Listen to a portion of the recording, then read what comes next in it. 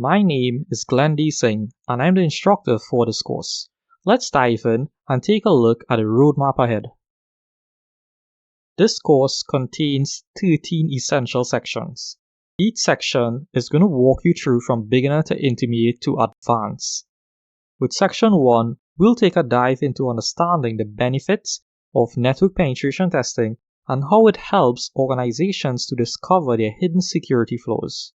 Section 2 teaches you how to set up your very own virtual lab environment to safely practice your penetration testing skills and to enhance your techniques.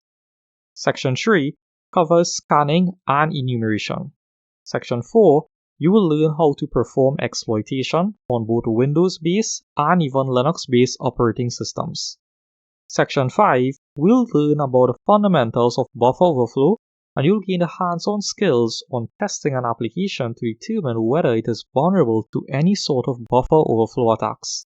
Section 6 focuses on post-exploitation techniques. Section 7 teaches you how to set up persistent access on a compromised system. Section 8 teaches you various types of web application attacks and also teaches you how to perform SQL injection-based attacks. Section 9 covers various types of wireless attacks and teaches you how to test whether a wireless network is vulnerable. Furthermore, Section 10 teaches you how to perform various types of social engineering attacks.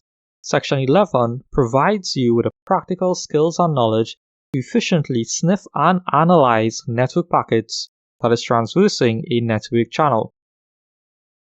Section 12 teaches you how to tunnel various types of traffic over a network to simply evade any sort of threat detection systems, while the last section, Section 13, teaches you how to write reports and provide best practices as an ethical hacker, as a penetration tester, and even as a red teamer. This course is designed to take you from beginner to intermediate to advanced levels. However, there are some software and hardware prerequisites. It's recommended that you have a host operating system, which is Windows 10 or Windows 11. During this course, we will be using a free hypervisor, which is the VirtualBox Manager from Oracle, together with its extension pack.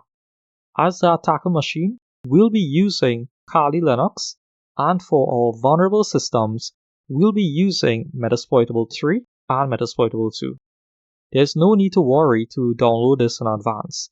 During Section 2, you will learn how to build your own virtual labs and where to get these resources when needed.